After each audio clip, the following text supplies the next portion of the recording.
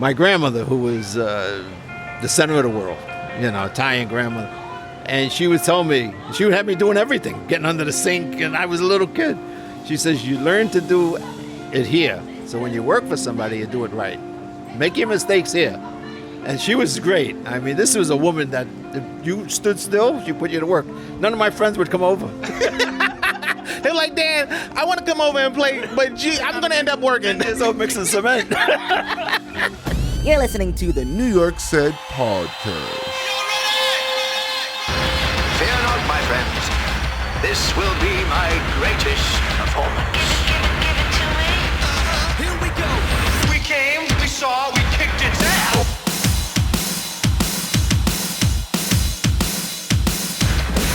Who's going to get started? Yeah, sure. 1, 2, 3, 4, 5, 6, 7, 8, 9, 10. We are back, and we are in New York City. And we are with Dan Rossi. Dan what, though? Dan, the hot dog king. The hot dog king. I just wanted to make sure we get that out the gate. How's your day going? So far, so good, yeah. Can you talk to me about your early days of growing up in the Bronx? Like, what was like one of your earliest memories of New York? Wow. Growing up in the Bronx, I came from an Italian neighborhood. Yeah. So I thought everybody was Italian. Oh. I didn't know there was something different. Yeah. Until I started going to school away from the neighborhood. Then, we met everybody. Yeah. You know anything about Italians, they're very close-knit. It's matriarchal. The mothers and the grandmothers and the aunts, they watch over everybody, And what kind of food we eating growing up? Pasta. Pasta, of course. 3 times a week. But what was your favorite pasta? Oh, whatever they put in front of me, I eat it all. Yeah. And so what kind of kid were you growing up in the Bronx? What kind of what? What kind of kid were you? I would have to say I was mischievous. I got a lot of trouble. Me and the kids that never nothing bad. Always something more like comical. Yeah. Like Like what, for example? oh, I don't know, trying to pull a wig off a guy's head. It's just silly things like that. Pulling wigs off? I remember when we were little kids and we could see how many thumbtacks we could put down on a teacher's chair because they used to wear the girdles. Yeah. And you see a teacher walking around with 20 thumbtacks because it never penetrated the guy. But that's good stuff. It's funny stuff. Yeah. That's definitely Never anything to harm anybody. Always just fun. Yeah. That was it. That was good stuff. And so after high school, what happened? Oh, before I even graduated, I joined the Marines. One, what made you want to join the service, and why did you choose the Marines? Well, my father was a Marine in World War II, and even though he never spoke about it, there was always that little thing there. If I was going to go in the service, I'd go in the Corps. And the other thing is that there was Vietnam was on, and I didn't want to miss that. That was, I might think I'm crazy, but Now let's talk about that for a second, because there were people who were like, miss me with that, and you just said, I don't want to miss that, and it's a war. What was that inside of you that just like, I'm going to go fight for my country? I kind of made a life plan. I said I'm going to graduate high school, even though I wanted to get out of high school, but I promised my mother I would. I said, well, here's what you got to do. You got to go to high school. You got to go into service. You got to find a good girl. You got to find a good job. That was my life plan. Yeah. So I figured I'm getting out of high school. Let me get in the Corps. Let me see what's going on over there. And when I get out, if I'm lucky enough, I'll find the right girl. So it was part of my life plan. I don't want to jump ahead, but did your life plan work out? Oh, yeah. Worked out? Oh, yeah. It worked out great. Okay. Great. Talk to me about the early days of the Marine Corps. Like, what was your first days like? Was it like what we see in the movies where it's like one of the toughest things to get into or to even work out for? Well, going in, I was always in the weight room. I was always into gymnastics and lifting weights. So the physical end of boot camp was nothing to me. It was hard for a lot of guys who didn't do that. It was the mental thing. Somebody yelling in my face. And the Marine Corps, when I went in, you got punched in the face regularly. There was none of this today stuff. It was the Corps was the Corps. You actually got punched in the face? Yeah, more than once. I mean, they want to punch you in the face. What were you getting punched in the face for, Dan? Oh, just being there? Stupid things. I mean, just like your bed not being made right? If your mind was wandering or something. I tell people who don't understand it, I says, the Marine Corps is probably the most disciplined corps of the service that we have. There's no question about it. You can't even go near the Army and them. They don't have that. And once it instills in you, you either make it or you don't. Like when we started out, our platoon had quite a few people. And then each week you would see less and less people. Not that they were being kicked out of the Corps. It was that they were being set back. Because every week is a phase. You do this, you do this, you do this, and if you can't, they send you back until you can.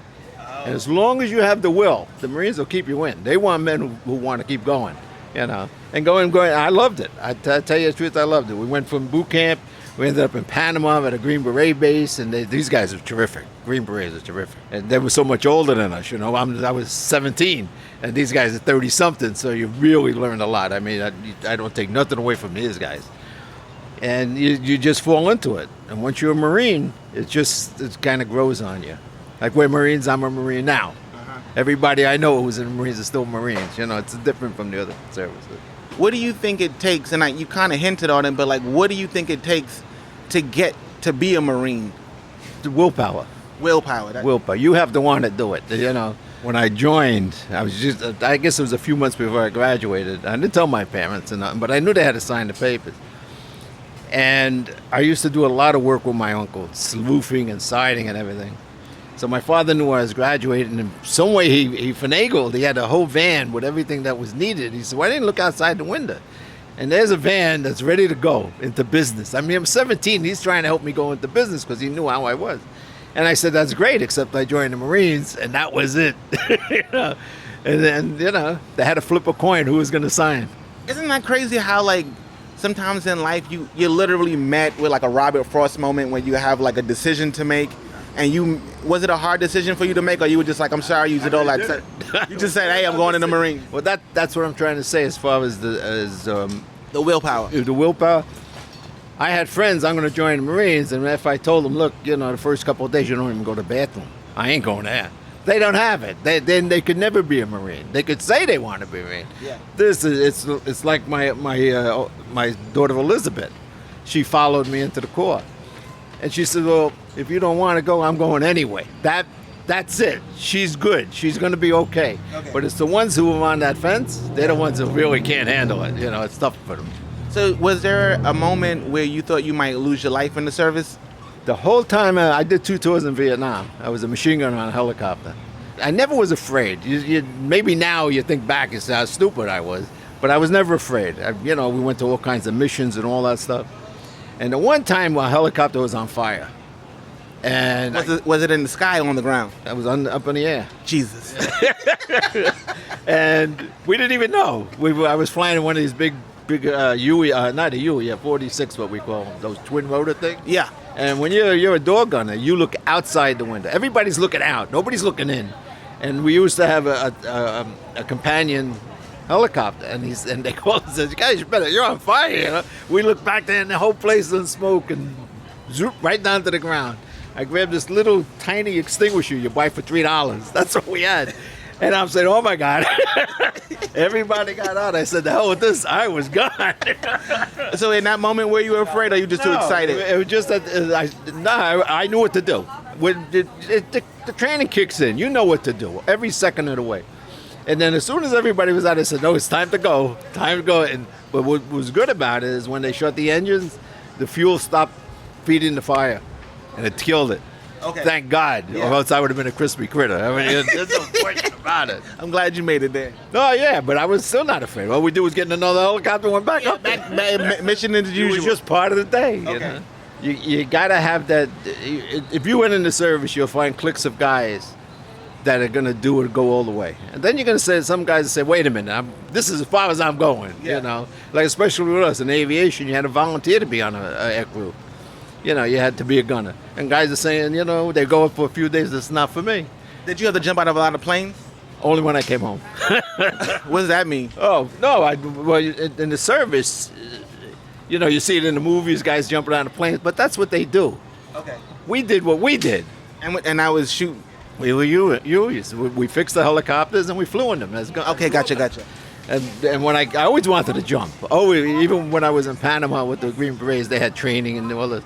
They wouldn't let us do it because we were there for a different purpose. And so when I got out, I went up to I forget where it is, upstate, and I jumped out of a plane. I had to do it. I did something I had to do it. Now it's out of my system. What is something that people don't understand about veterans? And by the way, thank you for your service. But what is something that people genuinely just don't get about being a veteran? It's because our population, less than 1% of the population in this country has anything to do with the military. They don't even know it. They don't understand it. They saw they went there, they got paid at the end of the month, and we don't owe them nothing. Without the veterans, there's no country here. Just so you know, if anybody's thinking that it's freedom of speech, it's got nothing to do with that. It's got to do with men and women that are willing to go into battle. That's what keeps this country what it is. No matter what anybody says, I don't want to hear about anything about religion. It's who's got the gun and who's the most powerful, because there's people out there who don't want us. You know, I went to a city council hearing some months back, and I didn't want to go because I know it's all baloney. I have really no heart for veterans. And the council members are going up there crying, we got to do more and do more. And I was all the way in the back. Now, everybody knows, a lot of people know me. Well, if you want to talk to somebody, talk to Dan. I didn't go there to talk. I just wanted to listen. So they get me up there to talk, and I said, you know what? Stop the crying. Stop the bullshit. When you people leave this room, you forget about us. And I was really mad. So I don't want to hear about this nonsense that we got to help these guys. Nobody's helping them, you know. And when I was leaving, one of the councilwomen says to me, you're right. As soon as I walk out that door, I forgot I was here. That's the problem. And when you hear that from government officials, I had the largest company in this industry, and I was run out of business because I was supporting the disabled vets. I mean, that tells you it all. Why would you go after anyone who's doing all this for these people, and then you take away his livelihood? And that was your Donald Trump and your Rudy Giuliani thing. You know, two most anti-Americans I've ever seen in my life. They got absolutely no respect for vets. Giuliani said, to say it this way, fuck veterans. And I almost went over a table at one time to go after this guy. He was just a punk. And then we all know about Trump. But Giuliani said that? Yeah. He said that at a We table. were arguing. What Trump did was he was able to get all the veteran vendors kicked out of Midtown Manhattan. He bought off whoever he had to buy. That's how it's done, no matter how anybody says it. So he went up to Albany, got them out, and they would like selling the merchandise, the T-shirts and stuff. So I didn't know too much about them. A few guys came for push carts. I would give them free push carts if they needed it. And then finally, the state asked me to get involved to help the veterans. And in 2 minutes, I saw the whole thing was a scam. They were ripping the veterans off. They were lying to everybody about what was going on. And they called me up to a meeting in Albany with all these people. And the first thing when I walked in the room, they started screaming at me, why are you anti-veteran? I never told anybody I was a veteran. Never mentioned it. And I said, okay, everybody sit down, because I didn't come up here. You asked me to come up here to help. I didn't come up here for anything else. And I said, who's the guy who's saying these things? And they all look at the president of the Fifth Avenue Association. He was the lobbyist for Donald Trump and them. And he had poisoned him. I said, so let's get this straight. I'm a former Marine sergeant. I did 2 tours in Vietnam, and I've helped every veteran that ever worked in my place. So how does that make me anti-veteran? I'm here to help the veterans right now. And then I just threw it on him. I said, and this bum across from me, he's been ripping these guys off and telling you guys a lot of bullshit. So they all attacked him for 1 second. And when we were leaving, I brought 2 other veterans who own companies with me. I says, we're in a lot of trouble, guys. This guy owns this place. Everybody in that room, I'm not going about elected officials, but every assigned official was transferred from their position within 2 weeks so that no one can get together again. And they dropped us. Albany dropped us, didn't want it. But I did manage, doing this, to start to expose what was going on. And then the luckiest thing that happened is that governor left, a new governor came in, and before they could get to him, I was invited again. And I told him, you got to help these men. And he did. I got all the vets back into Midtown Manhattan. And then the Speaker of the Assembly, the former Speaker, told me, I got to be punished. He took away my business. So I was punished for for helping these men. And they took away everything I had. Well, let's get into the business, because if people are listening, it sounds pretty encrypted, because they're like, what business? What was dropped on you? So Here's what happened. I was a sheet metal worker. Okay. I worked in a really great place. I loved where I was working. And one of the guys in there had a heart attack. And he happened to be a friend of the family. And he says to me, Dan, could you build me a hot dog cart? Now here's a sheet metal worker asking me to build him. I says I don't know. I never even looked at a hot dog cart. You know, you buy a hot dog, but you never look at it. So I said, well, let me go see if I can see one. I went and looked. I said, well, this is nothing. This is really nothing. What makes a good hot dog cart?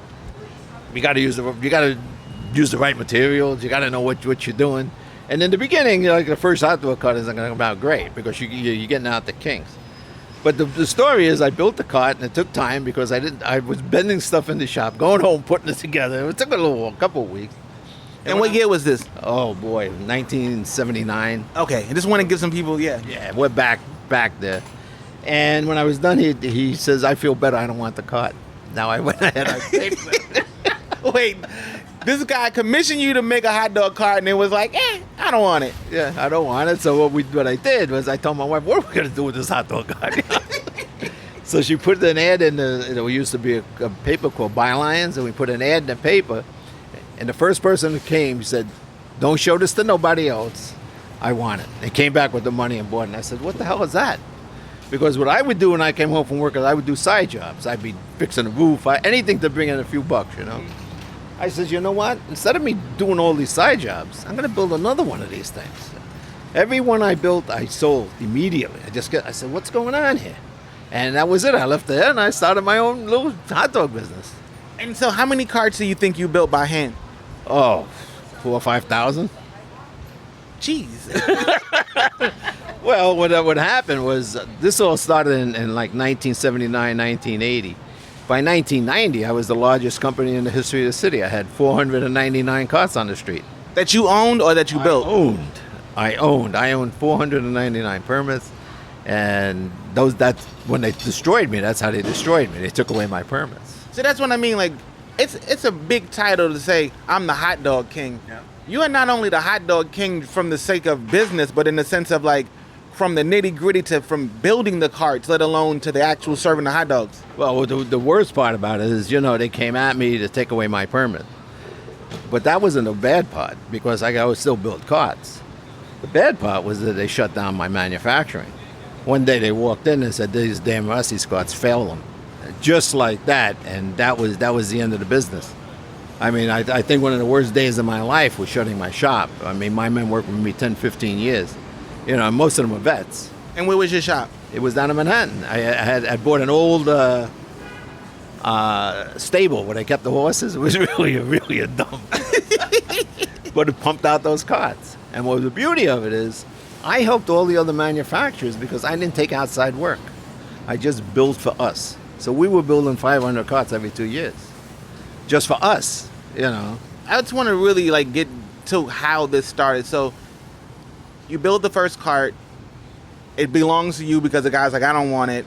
Then you start building carts. You start making a name for yourself. So how did you get to 500 or 499 permits? How did our companies? So you kind of but walk me through it. Hold up, but walk me through it. What's that? I said take me from the beginning of like when you bought your first permit. We were just building carts. And this was now 81. In 1983, what they did was they put a cap on permits. Now, we didn't have any money. It was just me and one guy in the shop. And I was thinking, if I had a few permits, and I said, well, I ain't got no money to even buy the $50 permit, So a customer of mine, a guy comes in, he says, look, I own 400 permits. He says, and I want you to start building me carts. So we built them like 30 carts, 40 carts, a little bit at a time. And the brother comes to me and says, look, Dan, we're going to stop because my brother's got cancer. So I get a call a little later on, I felt bad, and he goes, Dan, would you like to buy the company, the permit? I said, jeez, how am I going to do that trick? I got no money. So I met with them, and I met with the both brothers, and it didn't work out too good because the guy was very, very sick. And I said, look, this is no time for this. I said, when he gets better, I knew he wasn't going to get better. When he gets better, we'll talk. Months went by, I get a phone call, Dan, you're still interested. So I sat down with the brother. He says, look, I'm an accountant. I don't want nothing to do with this. He talked me into this, He says, so let's come up with it. We came up with a way for me to buy the companies. And I did. And what we did was I refinanced the house I had. I borrowed money. And the best thing is that I was so good with my suppliers that they always got paid within 10 days. And I said, look, I'm on the spot. and they actually gave me $60,000 worth of material on time, so that I could do what I had to do. Because the city told me you have to come up with 399 carts within 6 months, and all I had was the 40 I built the guy. And I said, wow. So how'd you make that happen? Oh, we made it. I mean, I brought in the guys that I knew. They came at night for a couple of hours, and we did it.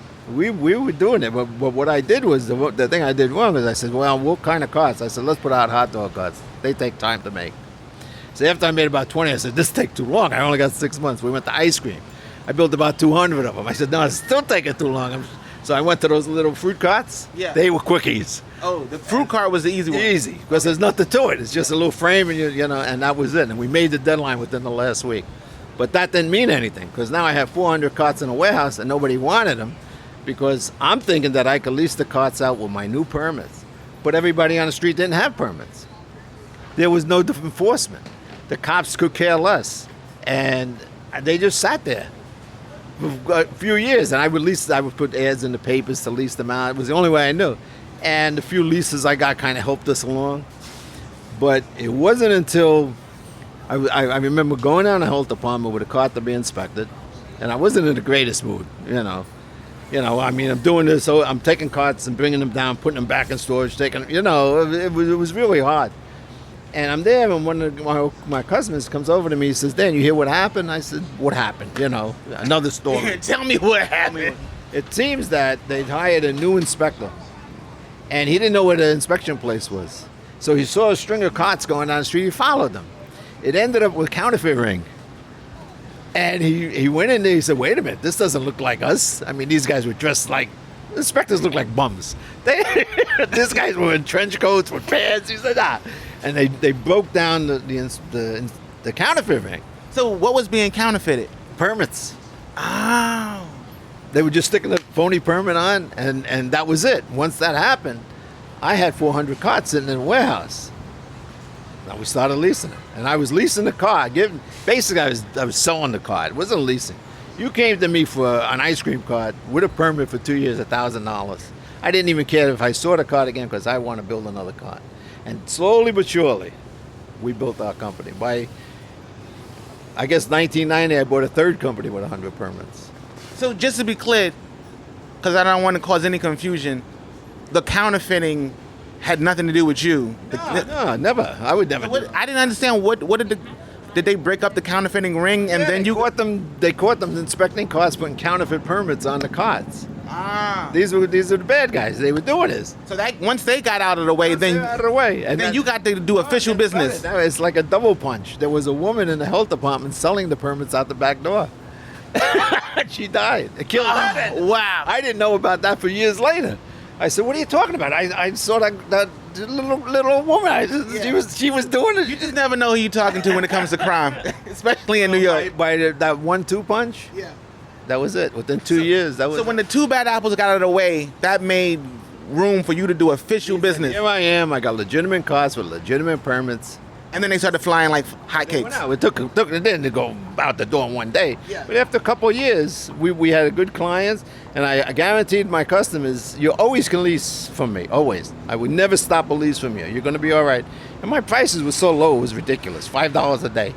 I mean, these guys are making $1,000 a day. What's $5 a day, you know? I always wondered. I mean, we could pivot, we could tangent. Right now, we're in front of the Met. So, like, I'm seeing... I mean, every time I come out here, it seems like there's a new vendor doing a new thing. These folks make about $1,000 a day approximately. Food vendors? The food vendors or even the art? I can't talk about that. Okay, not the art. Okay, but let's talk about the food. The food vendors, they're making about a G a day? I was doing $1,000 a day, sure. $1,000 a day, but do they have to pay $5 a day? No. Now they lease permits from individuals. In fact, if you went up and down this block, you're going to find out one guy is controlling most of them. So it's completely black market stuff, and the city just closes their eyes to it. So can you talk about the black market as best you can without getting in trouble, I guess? It's simple. It's very lucrative. You go ahead and you invent a permit, you put it on a cart that you own, and you hire a vendor off the books. Wait, you just said invent a permit. That's it back to counterfeit? No, you rent. I'm sorry. Oh, rent. Okay.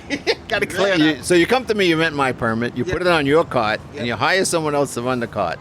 So The licensed vendor who's running the cart, he's responsible for the tickets. You're paying him off the books. And the permit owner is responsible for everything that goes on. And what are you responsible for? Nothing. Now, you got 20 of those carts out there. You're paying the guy, the vendor, less than minimum wage. You're paying whatever you're paying to rent the permit means nothing compared to what you're making. And there's no taxes. No sales taxes, no FICA tax. There's nothing. There's nothing. Who's better than you? Who's better than you? I mean, even if they came to you and said, "Aman, you're in trouble." Ooh, it's not my name. It's not on there. And they walk away and you smile. And if there was true enforcement, the permit owner would be in trouble. But there's no true enforcement. There's nothing. You can't go after these guys because the city council works with these guys. The mayor's office works with these guys. They know that if you go after them, the industry collapses. So they let them keep going. So let's talk about how you ended up in front of the Met and not even in front of the Met, like center field, prominent. Talk about the day that happened. Okay. I got a phone call. This is bad stuff because now I lost my business. I lost my home. You know, I kept finding the city. It was a waste of time. So we lost everything. And they're trying to get back. I was doing a lot of odd jobs, fixing basements, anything. I get a call from a vet that he's in trouble, who's trying to vend, they won't let him. And I'm saying to myself, am I going to get involved in this again? I lost everything helping these guys. And I didn't even get a thank you. Not that I wanted a thank you, but nothing. So I said, you know, I knew the guy, and I knew he's a very ill guy. He was in the hospital like 4 years in Vietnam from wounds. So I said, let me help this guy. So I come in, I said, Steve, what's going on? He says, you see, they put one of those little Cushman scooters in his spot. The Met did it in his spot. You see, that's my spot. They put it. I says, okay, so let's move you over here. He says, no. He was very PTSD, very. I mean, real. He says, that's my spot, and they're doing it just because I'm a disabled vet. And it clicked. That's why they were doing it. They didn't want it there. So he got all frustrated and he left. And I had my youngest daughter, Angela. We were sitting there because she came to support too. And I said, you know what? The city, I got one permit left. Why not I just do hot dogs, sell hot dogs, and forget about hustling $1 here, $1 there. So I didn't have any car, I didn't have a shop anymore. All I had was the permit. What year was this? This is 2006, I guess, something like that. So a lot of years went in between. And here's the way it happened. They passed a law to take away permits from everyone who had more than one. And then they gave everybody but me an opportunity to get more than one. Wow. So these guys were still running their business better than ever before. They still mad about the Albany situation. Well, they and me. Mad at you specifically. Mad at me. You said Donald Trump? Donald Trump, because I got cripples back in Midtown Manhattan, and he hates crippled veterans. This guy is a sick puppy, boy. So You know Donald Trump personally? no, I wouldn't even want to be in his presence. Okay. Giuliani, if face to face with Giuliani, he ran. So he ran. I actually ran out the door when I went up. Well, so I get the call, and I said to my daughter, you know what? I'm going to see if I can dig up a car, and I'm going to start selling hot dogs. I says, you know, at the end of the day, if we make money, we make it. If we don't, we don't. It's better. What I'm doing now isn't working, you know. Yeah. So I borrowed a cart from one of the guys that I built the carts for, a little tiny cart, and I pulled up in front of the Met, and I said, no, I'm not doing this. I'm not going to war. I just want to make, we were homeless, my wife and I. I says, I just got to make enough money so that I could go ahead and get an apartment, and we can rebuild our lives. So I went on 79th Street, and no sooner did I set up, the cops came. You can't be here. I said, wait a minute, hold on a second. I know the law. I'm a disabled vet. I'm not here for trouble. When I tell you that I don't want any trouble from nobody, I'm just going to try and make enough, you know. 3 times a day they came. And to a point where I said I had enough of this bullshit. I said, every time you come, I'm going to move 10 feet closer to the center. As they're talking to me, I'm pushing the car 10 feet closer. Every time they came. 10 feet, 10 feet, 10 feet, just to intimidate me out of there. Until I got in the middle. I got right in the middle of the... So you started up the block. I bought 3 blocks away. You started 3 blocks away, and they messed with you so much that you ended up in front of the museum. I mean, and, like, and this feels right. I actually went there. I went to the captain. I says, "What? This got to be a record. You guys hit me over 100 times, and you know." So I get in front of Met. Now what? They arrest me. That was it. I stayed overnight in jail. Next day I came right back, put the cart right back, and that was the best thing that happened, because that sent the message to all the illegals. The illegals left. They didn't go after the illegals. They went after me. And when I came back and they didn't do anything, I said, I was right. I could be here. And that was it. And since then, I'm here. Okay, I just want to say that I'm kind of in the art world. I feel like what you just did from 79th Street to 83rd Street, 82nd Street, was like an art project. I think it was like a contemporary. Hold up, Dan. Hear me out. I feel like you said, every time you harass me, I'm moving 10 feet. And then you did from 79th Street to 82nd. And so you are living proof. There are people who are imagining these art projects that are like they're very contemporary. You gotta decipher it. You actually did an art piece and ended up into the center In real life, and ended up in the center of the Met. It's a New York story. it was fun, and it worked for a while. They kept the illegals away because they were afraid they were gonna get arrested. And what it did was it made me get enough money where I could build my own cart. So what I did was I got another disabled veteran to watch, stay with the cart, and I would go. I was working in a little yard, like 20 feet by 10 feet, just big enough for me to put this thing together. And once we put the first one, there we go. And the second one is owned by Elizabeth? My daughter Elizabeth. When she got out of the service, she's a smart kid. She went to Smith College. She took advantage. Yeah, one of my best friends went to Smith. Yeah. Great college. Old woman college. But, it's a great college. And so she says, Dad, I'm going to help you. I said, well, if you're going to help me, let's get you a permit. So naturally, they won't give her a permit. I said, wait a minute. She's a disabled vet. You can't not give her a permit. And they ended up giving her. And what happened there was they ended up creating what's called a specialized vending permit. And they attached it to a general vending license, which is ridiculous. It's ridiculous. And to keep the illegals away, we put our car right next to mine. Problem is, all the vets, what we call rent-a-vets, started to get these street vendors. And that's why everything you see here is a rent-a-vet. They lease their permits to these guys. They're nothing about it is legitimate. So none of these, very few people on here are actual veterans. It's me and my daughter around the whole park. That's it. There's no actual veterans running any of these food carts. A couple of them, no. Running the cart? No. Even I got non-vets, but they employed by me. They're on the books. Yeah. We do it the right way. These guys, like I said before, everybody's off the books. They got somebody else's. It's all shady stuff, Well, we slowly and surely built, And I actually went ahead and had some vets come. They wanted to join me. And I built them carts. And I said, look, we'll do it together. We'll figure it out. And then they were like everybody else. Why should I work? The one thing that people don't understand is disabled people are disabled. I'm lucky. I got disabilities. Mine are all from Agent Orange. So I can still function, Some guys can't. Yeah. And they can't. They're not businessmen. None of them are businessmen. They don't know what the hell they're doing. And they get roped into these guys. A lot of them got drug and alcohol addictions. And they sweep them up. They go to the hospitals, they go to shelters and pull these guys out. And they just abuse them and use them. I feed them a bottle at the end of the night. I hate to say it, but I fought these guys that were doing it. And there you go. So that's what you see right now.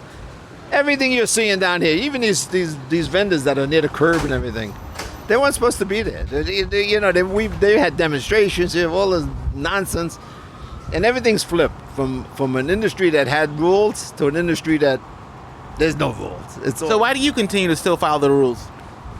Why? Yeah. Because if I break the rules, all the things they said about me are true. They said everything about me. They said I was a racist. Racist. Half the vets I know got free carts. They were African American. I went to bat for African American. I didn't look at people's race. I looked at what they were. You were a vet, you deserve my support. You want to screw me later on, that's your business. Then I know you have no integrity. But I'm not helping you. I'm helping every vet. There's no colors involved, So I bet everything. I'm mafia. I'm Italian. Naturally, everybody who's Italian is in the mafia. How can you do this? You told me one mafia guy was going to sleep here every night for the last 12 years to hold that spot. I'll tell you, it's a stupid mafia. Yeah, let's talk about that. Staying in your van to hold a spot. You've been doing that for 12 years? 12 years. Well, what happened once, one of these vets, a couple of street vendors went up to him and said, listen, we take this guy's spot, we'll give you $400. I come to work, and there he is. And I said, what are you doing? Oh, no, I don't want to know nothing. He was really arrogant and everything. And I said, all right, okay. So we just batted. It took a few hours, and the cops got him out of there. And then I said, well, now I can't leave because now they got a price. These street vendors are not nice people. I don't care what you think. The vendors are good.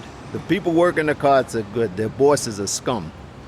All they care about is what they're going to get. These guys are corrupt people. And that's who I'm battling. I'm not battling this guy who's working in that cart. He could care less. I'm battling his bosses, So that was it. Once that happened, the first 3 years I would sleep in the cart. I put a chair in the cart and I fall asleep. They passed the rule I can't do that anymore. So I said, all right. I left the cart. I parked the van across the street, and for 8 years, that's what I've been doing. Now they just passed another thing that says you have to be actively vending at all times, or they can shut you down. Now, see these carts? None of them are actively vending. They're there, but they're not making a sale. Sale is when you're actively vending. So they did that so that when I'm here at night, they want me to stay in the cart, open. It's just nonsense. It's nonsense. I haven't seen them yet, but eventually they'll get in.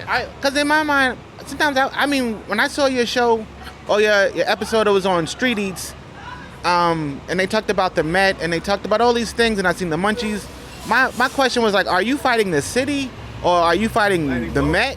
The city wants. I'm it. What they did was they attached all the veteran food vendors to a general vending license, and I refused to get it. I went to the appellate court twice, where the court said no, and the city said we don't care what the court says. Which court you went to? The state appellate court, okay. New York State. And they said it. They outlined it very clear. Anybody who could read could understand it. But the city wants me to fall in line with that license. Once that does, I lose all my rights, basically all my rights as a disabled vet. I said, this is not going to happen. I'm not a dummy. If these judges all agreed with what I said, why would I do what you're saying? So I'm the one thing that they're most afraid of is because I don't bend to them. Everyone else is bend. They don't care. They're leasing their permit anyway. What's the difference what license they got? They don't care. They're not vendors. Like I said, if you there's probably maybe 150, 160 permits issued to vets. If you find 5 of them actually doing what I'm doing, that's a lot. Every single one of them gets it just to lease it. They could care less what happens to it. So since the city's... Oh, it's a lady, yeah. It's New York, yeah. Yeah. So, you got to go back to just worrying about yourself. So you ask me, why do I keep doing it right? I have to do it right. I can't make people believe that I was one of I can't even tell you all the things they said about me. They say things about me now, they don't even know me. How I'm a billionaire and all this crap. Listen, I made a lot of money at one time. I lost it defending myself. My wife and I ended up living in a van, so I don't want to hear nothing about what money I got. There's no money.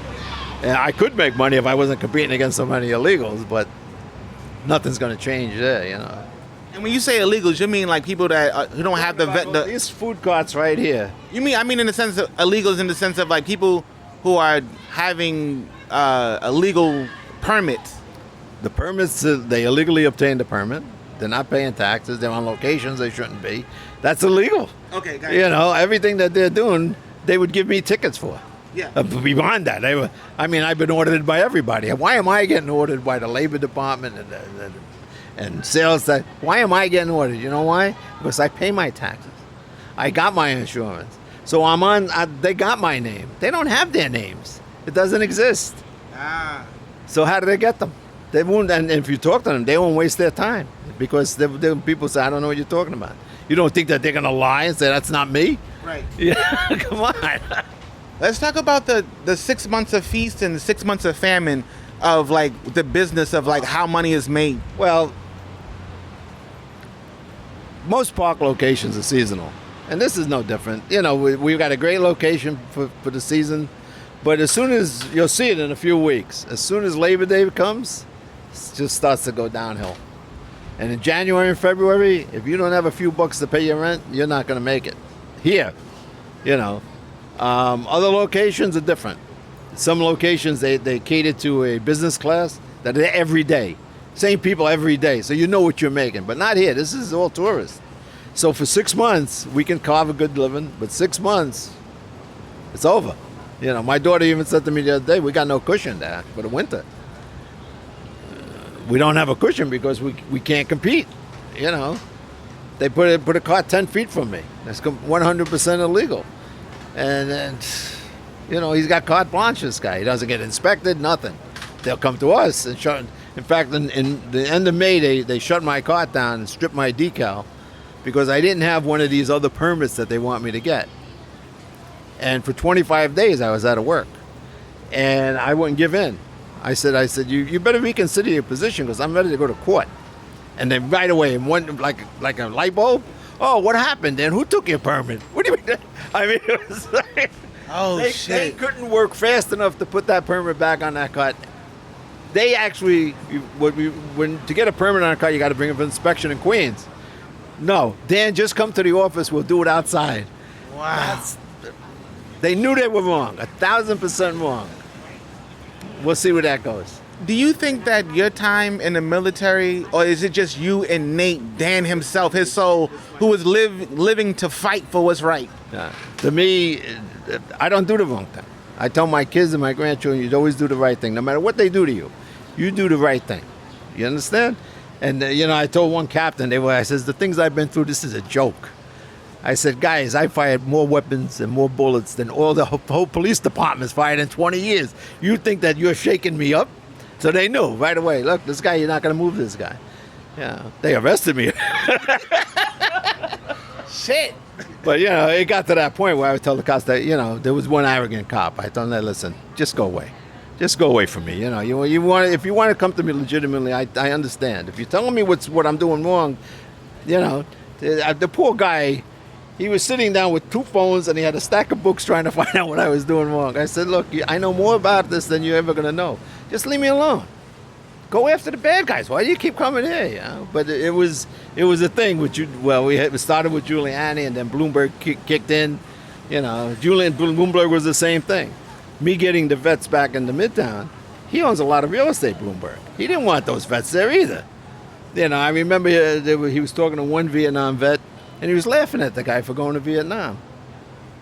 So I emailed him. I said, I don't know who's worse. Giuliani cursed us and you laugh at us.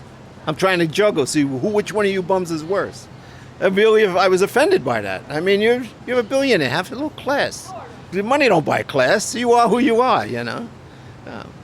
And then de Blasio wouldn't get in the ring. He said, we're too controversial. So he just left us out in the wind, you know. So we've been through some really bad ones. Shit. You know. Dan, I don't want to get out of here without talking about this book. Sure. The book is called The New York Hot Dog King, From Rags to Riches to Less Than Rags. Well, started out, you know, basically raised by my grandmother, you know, the immigrant family in the Bronx. We had nothing. Like I said, I joined the Corps at 17, basically to get away. You know, I had to see what was going on. And then, like, you know, even when I got married, I was a sheet metal apprentice making $99 a week, you know. And naturally we had the family started coming, so we started with nothing. And then we took chances, you know. We really took chances on building the company. And it worked. It was work through luck. It didn't work because of me. It worked because things had to be aligned. They caught the bad guys, and I was in the right place at the right time. Doing the right thing. Doing the right thing. Always. There was no nonsense with me. We just did it just right. You know, don't play games. And we made it. And then when I saw that I could really help people, I did. If you walked into my place and you didn't have no money, take the cart, go to work. When you have money, you pay me. Simple as that. I'm talking hundreds and hundreds of people. I'm not talking everybody gave me money. And people automatically assumed I was making so much money. My money was on the street. Now I'm successful. And when they took my permits away, I had, I don't know, over 300 carts and nobody gave me a penny. They just took the carts and the permits. Nobody ever paid me because they could get away with it. And I remember, I said, you know, guys, you came to me, you needed help. Now I need to get paid. There's nothing. We got nothing. Yeah. That was it. Can I ask you about at the height of your success? What was that like? Like, because we've been talking about like the struggle to get it over here, this fight, but like at the height of success, talk to me about some of those days. Well, just so you know, at the height of my success, I still went to shop and work. Of course. You know, but it was great to have a nice home. You know, the kids, I had them in private schools. It was good. It was, you know, at the height, my oldest daughter was starting college, and we were able to afford to send her to college. We had a brand new car. You know, it was really, really good to know I was financially set. Not really set, but we had the money to do what we wanted. So, and naturally, by being in that position, I was to do good things. I hope, you know, it might sound a little bit out there, but I help people. And even the city, they would call me up and say, Dan, how are you doing this? You got almost 500 cars on the street. And when I one problem where a guy has one car, he's giving us a hell every day. And I said, it's so simple. The vendors make the money. I'm not making the money. I'm making $5. They're making $1,000. Why would they screw that up? I'm like their good uncle. Right. You know?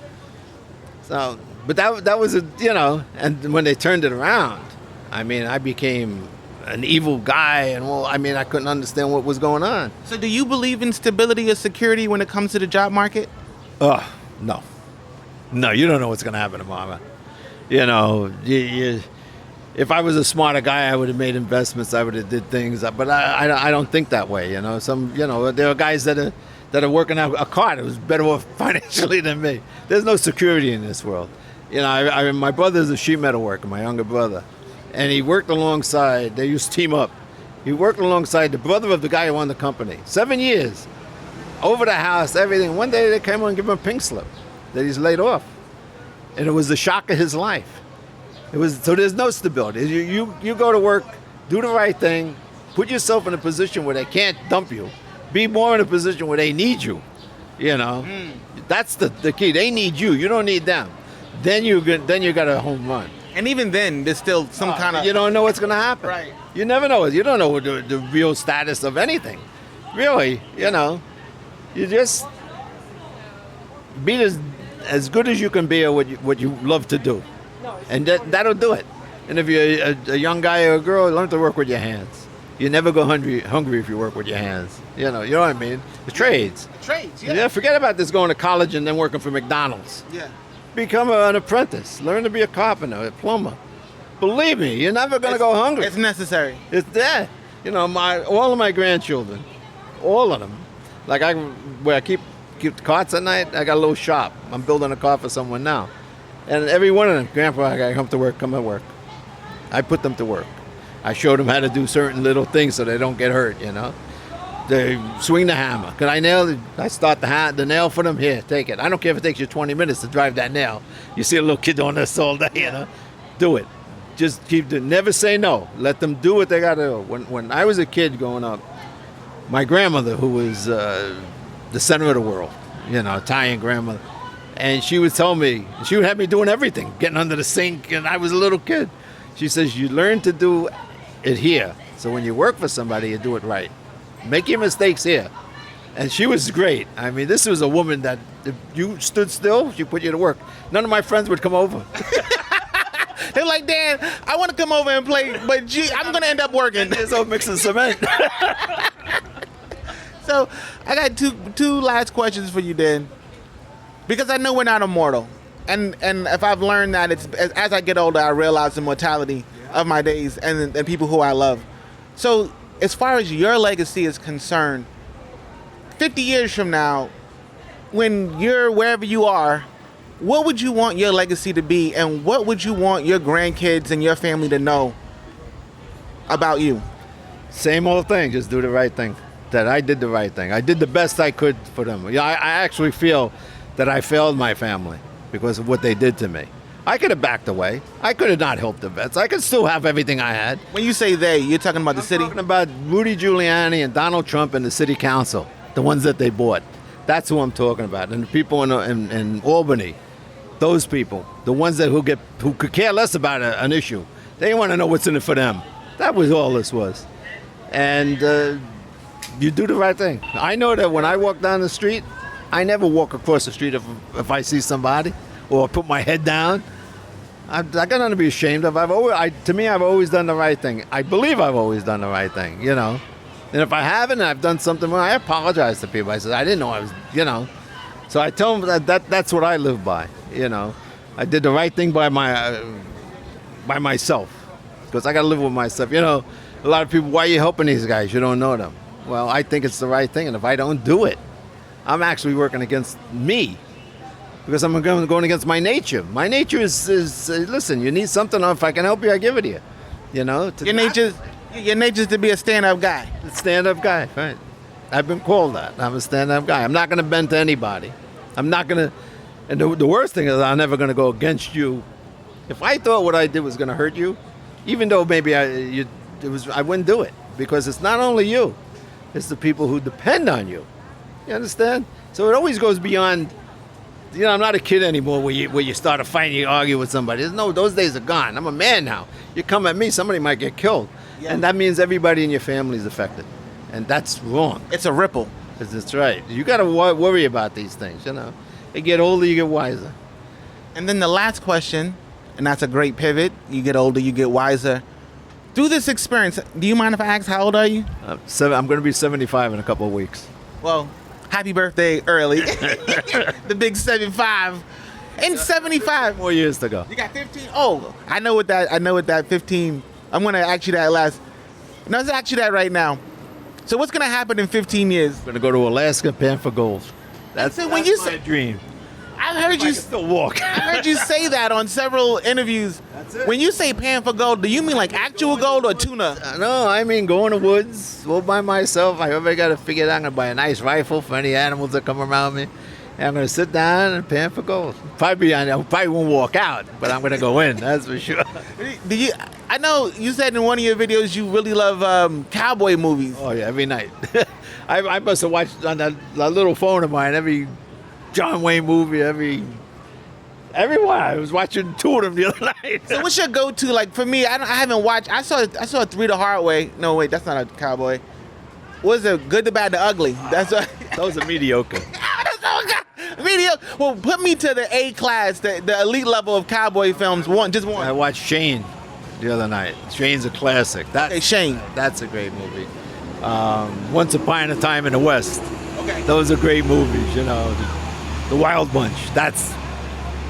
When we were in Vietnam, we had I guess it was like a big tent overhang and stuff, and guys would go in there, and sometimes they would show a movie, you know. And the Wild Bunch came on. Guys actually got out and left. Wow, what's up with the back? They left. They didn't want to watch the Wild Bunch. Enough killing. Oh, it's like that. It's like I'm in war. I don't need to be watching this shit. I got to be honest. You're right. Yeah. We got our first baptism in fire. Well, we were there about not long. A couple weeks, week maybe. And what we did was they put up a plywood wall and they would show like a movie on it, you know. And there was me and my buddy John. We go there and another guy with us.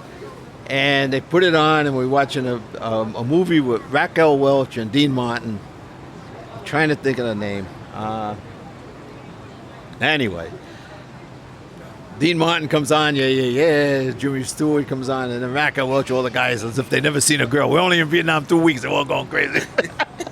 Rockets came in, 80 men, wounded and dead, within 1 minute. Just like that, bang. The guy who was sitting next to me and John got killed. That's the reality of life. So, and this is a loaded, sort of dumb question, but are you still haunted by that? No. In fact, I went to a reunion with John. Me and John have been friends since our early days. And we were talking, you know, about some of the missions that we won, you know. And we're Marines, you know. When I said I was never afraid in Vietnam, you're not. It's when you dream at home, that comes in your dreams. And that's happened quite a few times. You start to sweat, you know, what the hell, you get that fear. And then you just go back to it, you know. You recount things that you did. You recount the guys that you knew. You recount. My wife had a stroke, and I stayed in the hospital with her for 90 days. I didn't leave the hospital. I slept there on wherever I could sleep. And one of the last things that I did when in the service is they medevaced me out of Vietnam, and I was at St. Albans Hospital. And I was okay. I felt okay. I said, I can't sit around here doing nothing. So I volunteered to help them clean, And we were in the intensive care unit. And my wife was in intensive care for 30 days. And I recounted every single firefight, every bullet, every mortar attack, everything when I was there, because now I was back in that element, because I helped them with in the intensive care, moving beds. And because you put your son away from Colombia. You can't do that. You are longer too. How long you here? How long you here? $1,000 every day. that's every day. That's every day. That's every day. Every day. So being in one of my last recollections was the intensive care. And you see, in Vietnam, I picked up a lot of wounded guys, and you only see them for 20 minutes. You pick them up, you get them to the hospital, you get them out of the helicopter. But this was different. This is these guys. I mean, really bad. Just out of the battlefield, they get them home. And when my wife was in it, it just came back. Everything just came back. I mean, I was sitting there for days and days and days. I recounted everything, and the depression just sets in. It wasn't fear, it was just that, holy Christ, it's not fear. It's just that this is what you did, and now you're in real time. That's a bad way to end this thing. No, that's not. I got one last question. That's not a bad way, because when you're going through that, what are you doing now? I know you work with your hands, and you watch cowboy films, but when someone is going through that, what do you think the best advice for them is to do? One of my OGs told me when I was feeling stuff like that to just let it pass through you. Don't suppress it. Just let it be what it is, but you gotta let it pass. You can't hold on to it. Is that that's the same thing? Yeah. You just can't hold on to it. Okay, it happened. Move on. Yeah. When in Nam we would get hit. I said we got hit that first time we picked. After we moved the bodies and went to sleep. Next morning, it's another day. You go out and you find out a friend don't come back. Next day you go back up. That's the way it was. It was that simple. You never. I made good friends with John. He's a good friend, but you never made really close friends. Because you don't want to lose when you lose them. In this almost 75 years that you've been experiencing this planet, which I call a gladiator school sometimes, what has been the most important thing you've learned so far through this experience called life? Set your goals and meet them, I guess. You got to, as far as family and everything, you always got to, family is family. You always got to stick by your family, and you got to help people. And then, I'll tell you something that happened. I guess about 6 months ago or something, they came up with I got to plug this because these people did a real good thing for me. Plug away. This is New York City now. Yeah. The New York City that destroyed me. And now we have a new New York City. It's different. And they had a little thing where the small business services and the veterans department, where veterans could be helped, the small business, they're going to give a grant. Okay, $20,000 grant. And you had to make a pitch. I didn't know what that was. So I just thought you went over there and talked. So I said, why don't I do this? My carts are falling apart. I need new carts. I don't have the money to build them. So I went there and I walk in the room. There's 30 people in there. And I said, holy crap. He's like, what did I sign up for? I just told him the story. I said who I am, what I'm doing, what I intend to do. And when I left, they were coming outside to talk to me. So I knew I'm in. So they gave me the money so that I could buy the material to build the 2 new carts that I got there. And you put in those carts that I'm looking at, they're brand new. Brand new. They look gorgeous. They're probably the best built carts in the city right now. They're built beyond anything that these people. The steel is 3 times as thick. Stainless steel chassis, things that no one would do. Because they haven't been building carts since 1979. Well, you know, what they did was when they took the permits, they actually wiped out the industry. And once the black market came in, new guys came into the scene, you know. And there was actually 1 or 2 guys who were building really nice equipment. Yeah. But the pandemic wiped them out. You know. So the carts you see now are being built by the same guys, the same way. It's the same. It's a mass-produced item, I guess you would say that. It's a cheap cart. Yeah. And you take that, you put it next to mine. They might look like 2 carts, but there's no comparison. If you were a street metal worker, you wouldn't even look at the other cart. It's just that these are mine. I figure I might not be around that long. My daughter, my son-in-law, they'll have carts for 30 years now, you know. So. Fantastic. So, just to wrap it up, what was that thing that you learned, like that special thing? That lesson. Well, the lesson I learned. There's a lot of lessons I learned. I would say just that you have to stick to who you are. You know, if you go ahead and you ever compromise your position, you're really diminishing yourself. You know, believe me, there were times when they came to me and they said, "Dan, you back away." And I would think, I said, "Jesus Christ, I'm going to lose everything." I said, "Nah." You know, I remember my wife, and I talking to her, I said, "You know, they're going to take everything." She said, "So you're going to fight, right?" And she says, "Why are you even talking to me? I know what you're going to do. You're going to fight, and we're going to fight." I said, "They'll take our shoes." She said, "Let them take our shoes." And there we were, she coming out of a stroke. And we had nothing. When I say we had nothing, the van we were in, we borrowed. So they took our shoes. So what? She says, "As long as we're together." I mean, that was it. She actually said that. In a state, you know, you have a stroke and your mind goes, you know. She says, "Everything's all right as long as we're together." I said, "Oh my God, if she only could comprehend the position we're in." I mean, and that's it. But going on, we did the right thing. I live by my nature. She did her. That's what you do. And if I could pass that on to my grandchildren, they got nothing to worry about. Because at the end of the day, they're not going to turn their head or walk away from anybody. You understand? And they're going to do the right thing. And they're going to do, that's all it is. Just do it. You know, it might be a cliche, but when you do the right thing, it comes back to you. I did the right thing. I helped a lot of people, and the city helped me. They gave me a grant to help. That was great. I mean, in May, the city came and they shut me down. I told you before. It was the commissioner of the Veterans Affairs. He went crazy. He was on the phone with me every day. What the hell is going on there? I mean, he went after them. That's how these are good men. James Hendon is a good man.